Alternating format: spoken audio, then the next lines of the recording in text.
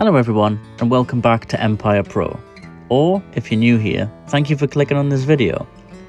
Today I want to discuss the infamous Hart Dungeon, a small basement in the home of the Hart Mansion in Calgary, Canada, used to physically and mentally test young wrestlers and put them through the ringer, so to speak. The school was created by Stu Hart, the patriarch of the Hart wrestling family, and is known for having produced some of the greatest and most successful professional wrestlers of all time.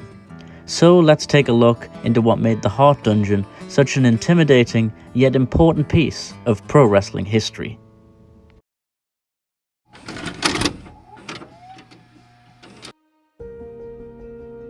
Stu Hart was a Canadian amateur and professional wrestler, booker, promoter, and coach throughout his professional career. He is best known for founding and handling Stampede Wrestling, a professional wrestling promotion based in Calgary, Alberta, Canada, teaching many individuals at its associated wrestling school, The Dungeon, and establishing a professional wrestling dynasty consisting of his relatives and close trainees.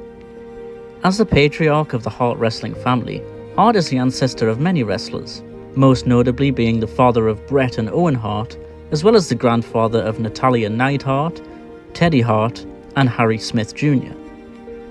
Stu Hart purchased the infamous Hart Dungeon in 1951, previously built as an army hospital and rebuilt in his own image of his personal gym, training facility, and workshop for future wrestling stars, particularly young Canadian stars. Despite being the head trainer, Stu was also accompanied by Kazuo Sakuruda, better known as Mr. Sakuruda, the Dragon Master, and as the Japanese version of Kendo Nagasaki. Sakuruda was also highly regarded by Bret Hart as one of the most significant trainers, alongside Katsuya Doshi, or Mr. Hito, with whom he taught extensively in the Hart Dungeon, with Mr. Hito ultimately taking over as head trainer duties of the dungeon after Stu's untimely passing in 2003. Stu Hart would transform the former army hospital into his own personal gym, or training facility as it once was, needing to do so after founding his first wrestling promotion in 1948. Although the nickname itself developed over time when Stampede Wrestling became more famous, along with its wrestling school known as the Dungeon, many of the Stampede Wrestling alumni became some of most professional wrestling's biggest stars, including those in the WWF and other American promotions throughout the 80s and 90s. Stampede Wrestling itself produced one of the earliest television professional wrestling programs, today considered the frontrunner of today's WWE. That remained one of Calgary's most popular sports programs, eventually airing in over 50 countries. Teddy Hart, Stu Hart's oldest grandson, ran a training camp in Texas named the Texas Hart Dungeon from around 2012 to 2015. Smith Hart, Stu's oldest son, founded a new wrestling school in 2015 named Dungeon Discipline Professional Wrestling School, which is run out of Calgary and Barrie in Alberta. After Smith's passing in 2017, the training is mostly handled by Smith's son Matthew, as well as granddaughter WWE's Natalya, alongside Natalya's husband, former WWE star and Dungeon graduate himself, TJ Wilson, better known by his WWE ring name as Tyson Kidd. The room was located in the Hart family mansion basement and had a very low ceiling. For most of the duration of the room being used as a training hall, there was only a wrestling mat located on the floor with no ropes, which would be used for training the students. And considering it was the lowest level of the home, it was essentially the furthest you could possibly be from any sense of reality, a somewhat safe space for young wrestlers to prove themselves, as well as more experienced wrestlers constantly coming back to stay on top of their game and improve their skills. The dungeon is still in use today, with WWE's Natalya being one of the head trainers as of 2025.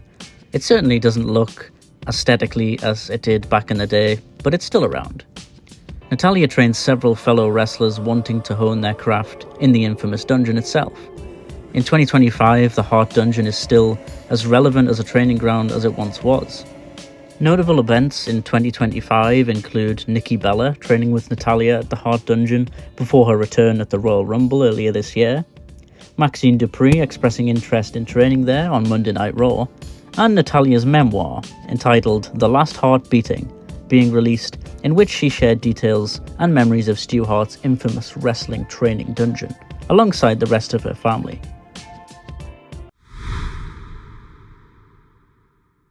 Now, I can't say with absolute certainty, but I can only imagine that Natalya and the rest of the Hart dynasty aren't quite as rigorous as Stu, considering WWE Hall of Famer Buddy Roberts describes Stu Hart's dungeon as being similar to a torture chamber, in which Stu would bend young upstarts' limbs in any direction he saw fit. All I can say is, no matter his age, don't fuck about with Stu Hart.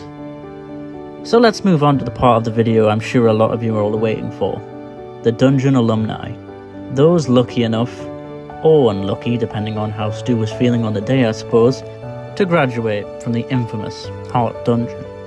And to be honest, the way a lot of these graduates speak about the dungeon experiences, I'm surprised Stu wasn't locked up in an actual dungeon, but his methods, as grueling as they may have been, created some of the best, most well-rounded professional wrestlers of all time. The list of graduates is pretty much never-ending, so I've narrowed it down to some of the graduates that stand out the most to me. Those names include Bret Hart, Davey Boy Smith, Chris Jericho, Owen Hart, Christian, Mark Henry, Superstar Billy Graham, Roddy Piper, Chris Benoit, Masahiro Chono, Ken Shamrock, Greg Valentine, Jushin Thunder Liger, Nikolai Volkov, Brian Pillman, amongst many, many more of course. Whilst the legendary Stu Hart is no longer with us, recently marking 22 years since his passing, his legacy will certainly live on.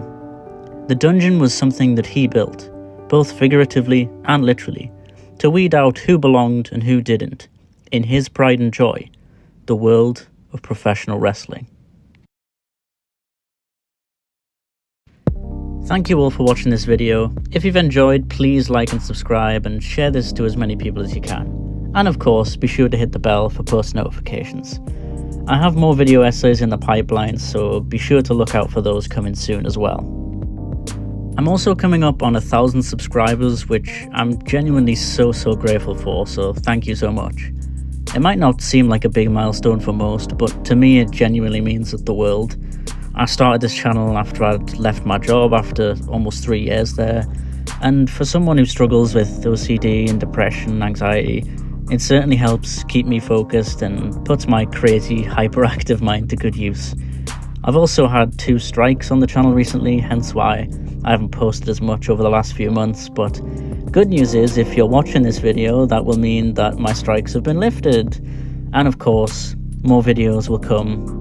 And again, just thank you all so much for supporting the channel. But that's it for me. Until next time, Empire out.